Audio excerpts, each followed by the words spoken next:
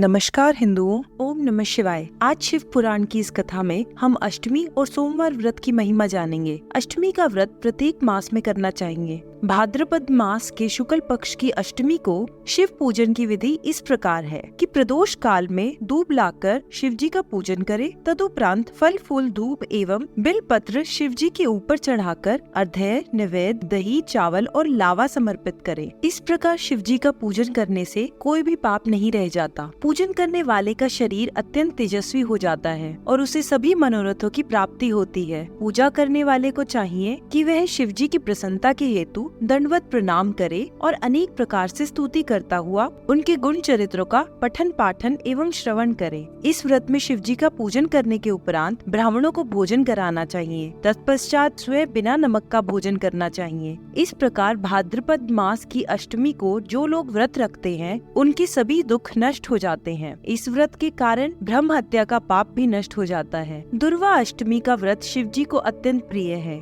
चारों वर्णों को इस व्रत को धारण करने का अधिकार है। सब वर्णों की स्त्रियां भी इस व्रत को कर सकती हैं। मार्गशीर्ष अर्थात अगहन मास के कृष्ण पक्ष में इस व्रत को निर्जल रहकर धारण करना चाहिए। अगहन मास की अष्टमी का व्रत कालाष्टमी व्रत के नाम से प्रसिद्ध है। इसी दिन दोपहर के समय भैरव जी ने जन्म लिया, अतः इस व्रत को भैरव व्रत भी कहते हैं। यह सब व्रतों का राजा तथा चारों फलों को प्रदान करने वाला है। भैरव व्रत करने वाले को संसार में कोई भी वस्तु अलभ्य नहीं रहती। इस व्रत को करके अनेक लोगों ने मुक्ति प्राप्त की है। यह व्रत करने की विधि यह है कि मध्य काल में उत्सव करके रात्रि के चारों पहर जागरण में बिताएं तथा हर पहर में शिव जी का पूजन करता रहे। दूसरे दिन प्रातः काल होने पर स्नान करके भगवान सदाशिव का पूजन करे तथा ब्राह्मणों के छोटे छोटे 8 बालकों को भोजन कराएं। इसके पश्चात अन्य ब्राह्मणों को भोजन कराएं तथा उन्हें दान दक्षिणा देकर प्रसन्न करे। जब ब्राह्मण भोजन करके विदा हो जाए तब स्वयं भी अपने कुल परिवार तथा इष्ट मित्रों सहित शिव जी का स्मरण करते हुए भोजन करें। इस भैरव व्रत को 1 वर्ष तक निरंतर करना चाहिए। जो लोग इस व्रत को करते हैं उन्हें चारों पदार्थों की प्राप्ति होती है। मैं सोमवार की व्रत की महिमा का वर्णन कर सोमवार की व्रत को सभी स्त्री पुरुष कर सकते हैं। जो लोग इस व्रत को करते हैं उनके दोनों लोग सुधर जाते हैं तथा उन्हें संपूर्ण मनोकामनाओं की प्राप्ति होती है। सोमवार का व्रत करोड़ों जन्मों के पापों को नष्ट करने वाला है। अस्तु प्रत्येक शिव भक्त को उचित है कि वह सोमवार के दिन व्रत रखकर संध्या के समय शिव जी का पूजन करे। जो विधान त्रयोदशी व्रत का है वही इस सोम प्रदोष के लिए भी उचित है। शिव जी के अतिरिक्त इस व्रत में अन्य किसी देवता का ध्यान करना उचित नहीं है। सोम शिव का भजन करने से सभी लोगों को अपने मनोरथ प्राप्त होते हैं। इस व्रत के द्वारा भाग्यहीन सौभाग्य, संतानहीन संतान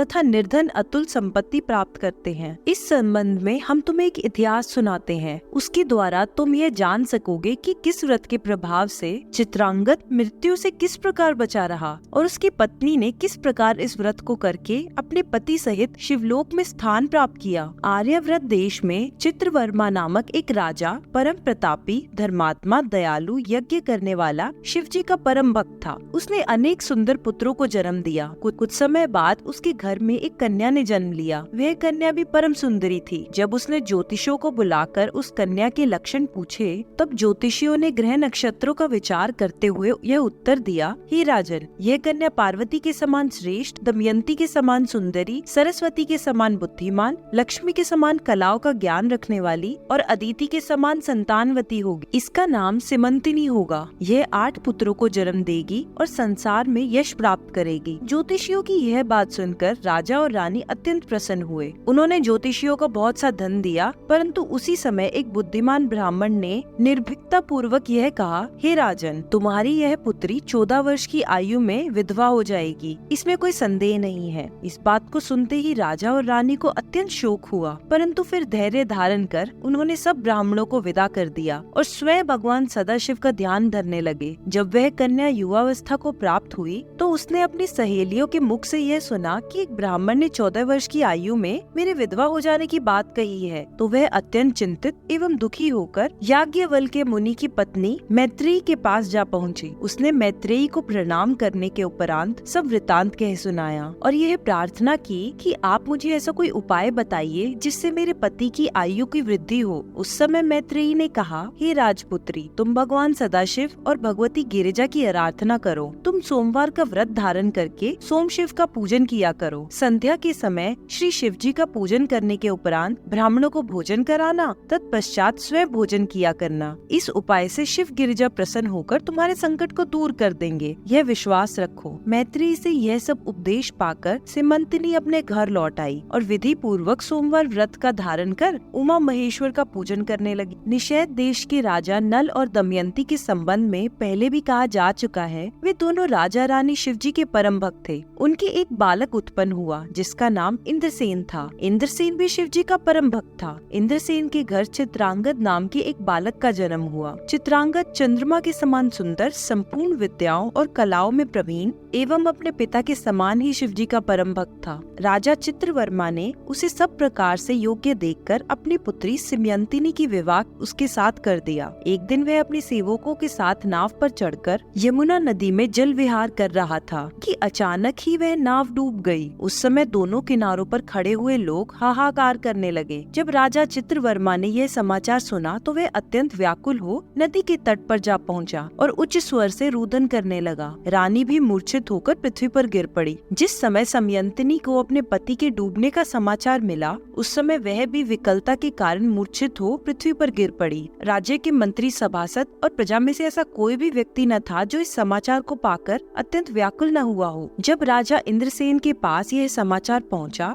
तो वह भी अपनी पत्नी सहित शोक समुद्र में डूब गए। सीमंतिनी ने पहले तो अपने पति के साथ सती हो जाने की इच्छा प्रकट की, परंतु जब पिता ने ऐसा करने से मना किया तब वह वैद्य धर्म में स्थित रहकर भगवान सदाशिव का पूजन करती हुई अपना जीवन व्यतीत करने लगी। पति की मृत्यु हो जाने पर उसने सोमवार का व्रत करना नहीं छोड़ा। जब सोमवार का दिन आया तो उसने मैत्रेयी की आज्ञा अनुसार दिन भर निर्जल व्रत रखकर प्रदोष काल में शिव गिरिजा का पूजन किया और अत्यंत प्रेम पूर्वक उत्सव मनाया। इस प्रकार वैद्यावस्था में उसे 3 वर्ष का समय व्यतीत हो गया। इधर तो यह हाल था, उधर राजा चित्रांगद के पिता राजा इंद्रसेन के ऊपर शत्रुओं ने चढ़ाई कर दी और उनका संपूर्ण राजपाट छीनकर उन्हें रानी सहित बंदी गृह में डाल दिया। परंतु सीमंतिनी के व्रत के प्रभाव से जल में हुए राजा चित्रांगद ने बहुत आनंद प्राप्त किया। वह जमुना से जीवित निकल आया। भगवान सदाशिव की ऐसी कृपा देखकर उसके ससुर को जो प्रसन्नता हुई उसका वर्णन नहीं किया जा सकता। शिव जी को सोमवार का व्रत करने वाले भक्त अत्यंत प्रिय हैं।